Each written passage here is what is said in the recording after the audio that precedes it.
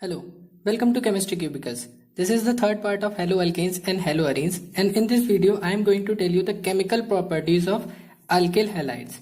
Okay, so coming on to the topic that since our haloalkanes, that is alkyl halides, they are highly reactive. They are highly reactive because of the polar bond of CX. Since I have already told you that it contains a partial positive charge and it contains a partial negative charge due to its high electronegativity, okay, then this bond becomes polar. And due to this polarity, our haloalkanes become highly reactive and undergoes a number of important reactions.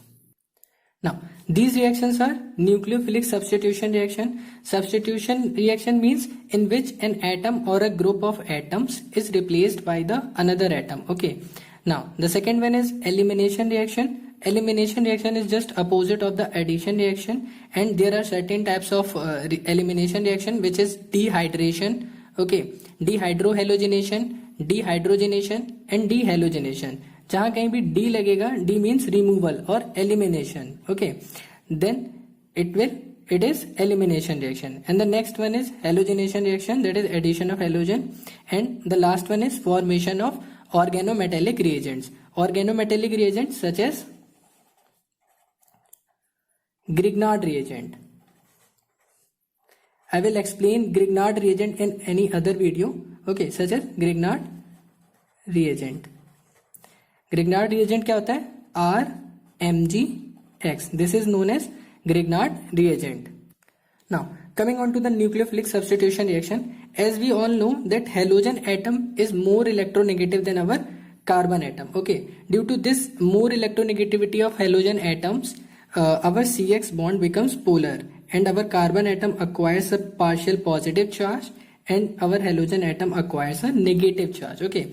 So due to this partial positive charge on the carbon atom in haloalkanes, this positive charge makes it more susceptible towards nucleophilic substitution reaction. Okay, nucleophile can easily attack on this partial positive charge contained carbon atom. Okay, now what are nucleophiles? Nucleophile is nothing but they are nucleus loving. Okay, nucleus loving. Nucleus पे charge क्या होता है? Nucleus पे charge होता है positive, तो positive पर क्या आएगा? निगेटिव. तो रिमेंबर, न्यूक्लियस पे हमारा चार्ज क्या होगा? Negative, and it goes toward the positive. And what are electrophiles? Electrophiles are electron loving. They are electron loving, and electron पे चार्ज क्या होगा? निगेटिव, एंड निगेटिव को क्या अट्रैक्ट करेगा? Positive. So basically the electrophiles are positively charged, so they are nucleophile and electrophile. So I am telling you that due to this positive charge on the carbon atoms, it makes our haloalkanes more susceptible towards the nucleophilic substitution reaction. And the reaction looks like this is our nucleophile.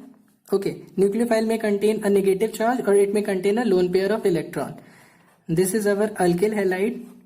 Now, this contains partial positive charge, this contains partial negative charge. Now what happens? This nucleophiles move toward this carbon atom which contains the positive charge, and what happens next?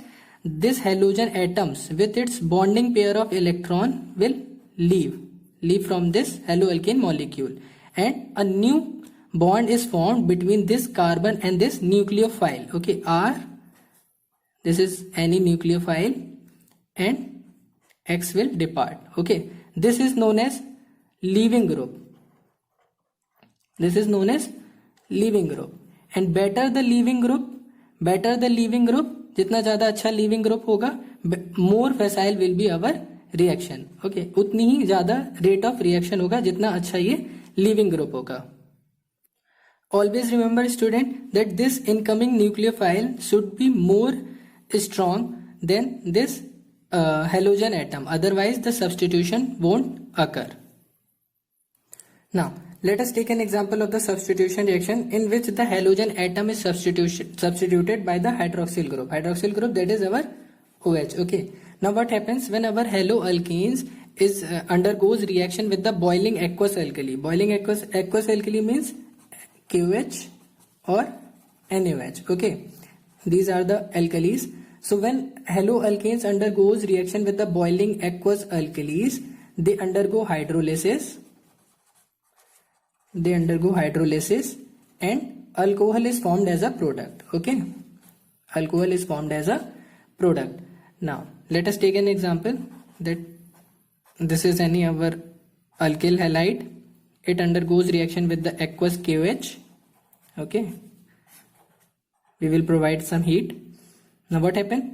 OH will be the nucleophile and it comes to the positively charged carbon atom, and this halogen group will migrate. Okay, now what will be formed? ROH plus KX. Okay, alcohols can also be formed when our alkyl halide, that is RX, react with the moist silver oxide, that is AgOH. Okay, this is moist silver oxide. Now what happens? It becomes alcohol. Alcohol is the main product. Okay. Now the another example of substitution reaction is that the substitution of halogen by the alkoxy group. Okay, what is alkoxy group? Whenever any alcohol, that is, let us take an example. This is any alcohol. It reacts with a metal piece, sodium metal. Okay, it will form C2H5ONa. This is known as sodium ethoxide, or the common name is alkoxide. Okay, it forms metal oxide, alkoxide. Okay, and the hydrogen gas will be liberated. Okay, we can complete the valency.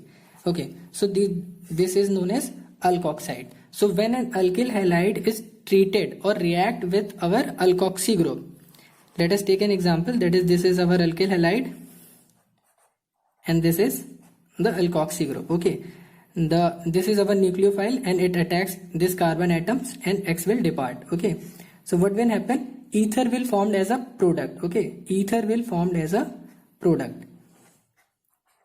If this and this alkyl group is same, then our symmetrical ether will be formed. Symmetrical ether. And if any one of this alkyl group, let's suppose this is R dash, then unsymmetrical ether will be formed. Unsymmetrical ether will be formed. So this overall reaction is known as Williamson synthesis. Okay, Williamson's synthesis. Okay, I will tell you about this name reaction in any other video. Now this is the another example of the substitution reaction in which the halogen atom is substituted by our cyano group. So what happens when our haloalkanes or alkyl halides react with the alcoholic solution of KCN? Okay, alcoholic solution of KCN. So what happens? It forms alkyl isocyanide. Okay, alkyl cyanide. It forms alkyl cyanides, और alkyl cyanides को ही हम लोग कहते हैं alkene nitriles. Alkene nitriles. Okay. So what happens when our haloalkane is treated with the alcoholic solution of KCN? Then the major product will be our alkyl cyanides or alkene nitriles. Okay. Now let us take an example. This is our alkyl halide. This is the alcoholic solution of KCN. Okay. This is alcoholic. So what happens when they react? They form alkyl cyanides, just like RCN plus KX. Okay. Now this alkyl cyanides which is produced is very useful because they can be easily converted into amides, that is CONH2. Okay, this linkage is known as amide linkage. Okay, so amides, they can be easily converted into amides on the partial hydrolysis with concentrated HCl or alkaline hydrogen peroxide. Okay, I will give you the examples. And they can be easily converted into the carboxylic acids on complete hydrolysis with dilute mineral acids or alkalis. And in the last, they may be easily converted into the primary amines by the reduction, either with the Mendius reagent. Okay, I will tell you in the example that what is Mendius reagent. Okay, either with the Mendius reagent, they can be converted into primary amines, or either with the reaction with the nascent hydrogen in the presence of nickel or platinum as a catalyst.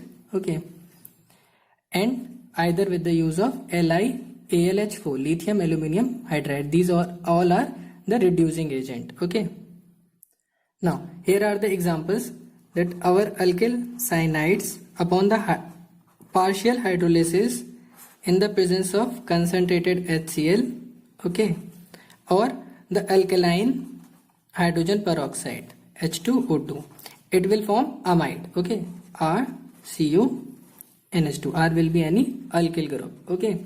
Now what happened in this? Upon the complete hydrolysis it will convert into the carboxylic acid. So what happened? This is our alkyl cyanide, 2 moles of water in the presence of dilute acid, or we can either take the dilute alkali, okay, we can take dilute acid or dilute alkali. This is also our, so it will convert into the carboxylic acid plus ammonia is liberated, okay. What happened in the primary amine? Our alkyl cyanides when treated with the, or when undergoes reduction in the presence of NaC2H5OH, okay, this reagent is known as Mendius reagent, and the whole reduction is known as Mendius reduction, okay. This is known as Mendius reagent, and what will form as the product? It will forms the primary amine RCH2NH2. This is our primary amine. So why I am telling you all these? Because we can see that in all these reactions there is an increase of one carbon atom, okay, there is an increase of one carbon atom in all these reactions. So whenever we have to increase the length of the carbon chain by one carbon atom, we can use either of these methods. Remember students, when we take alkali metal cyanides just like NaCN, okay, or KCN, when we use alkali metal cyanides just like NaCN and KCN, the major product will be alkyl cyanide. The major product will be alkyl cyanides, okay, just like RX plus KCN, it will always form alkyl cyanide as the major product, okay. But when we use AgCN, okay, when we use AgCN, the whole chemistry changes, and rather than forming the alkyl cyanide, it forms alkyl isocyanide, okay, alkyl isocyanide. What is alkyl isocyanide? That is RNC, okay. So why this is happening? Take a pause and find out the answer on your own, although I am going to tell you.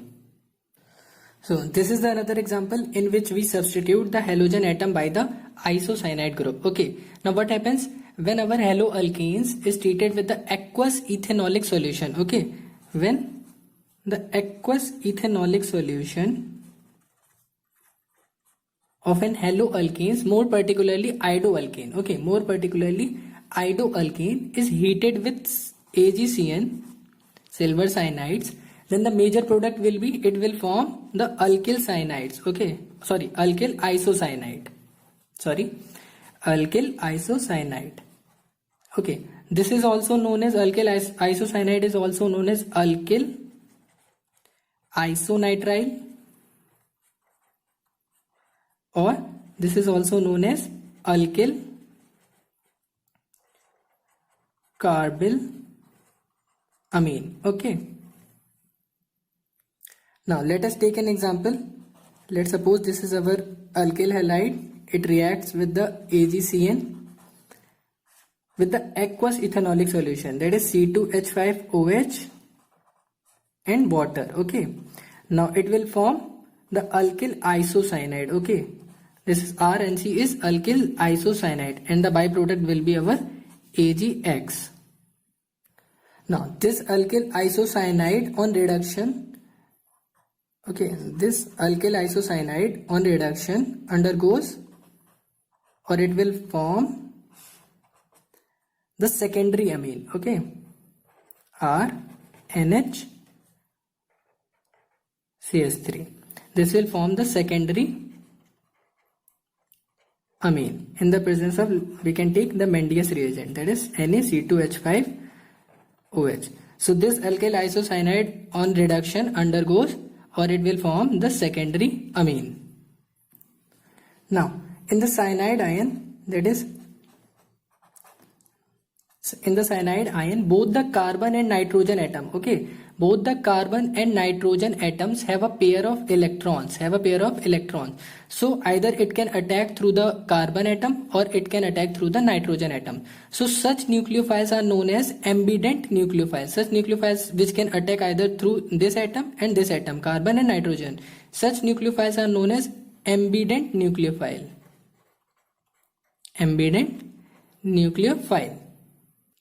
Now students, remember the question which I have asked you earlier, that why AgCN is forming alkyl isocyanide, okay, isocyanide, and not the cyanide, alkyl cyanide, okay. So why this is happening? I will tell you the reason. Our alkali cyanides, alkali metal cyanide, just like NaCN, if we talk about NaCN and KCN, which are forming the cyanide, okay. So they are ionic in nature, okay, they are ionic in nature.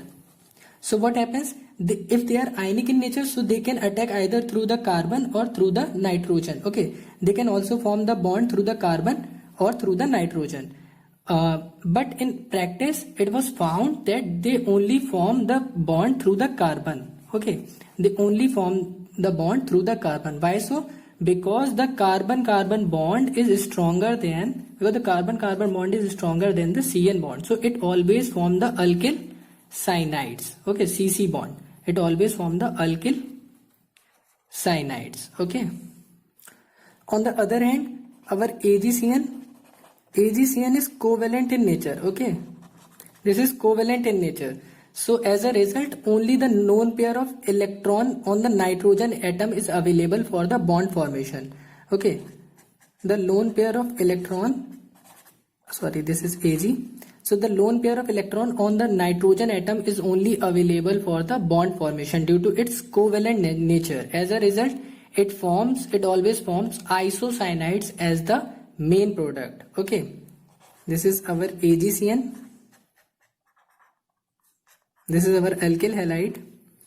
So what happens? This lone pair of electron migrates to this carbon atom which is positively charged, and this halogen atom migrates with its bonding pair of electron, and it forms alkyl isocyanide, okay, and AgX. So in this video I have told you only about the nucleophilic substitution reaction. I think I have given you as much examples as I can. In the next video I will tell you about the elimination reaction, the halogenation reaction, and the formation of organometallic reagents. Thank you. Hope you like the video.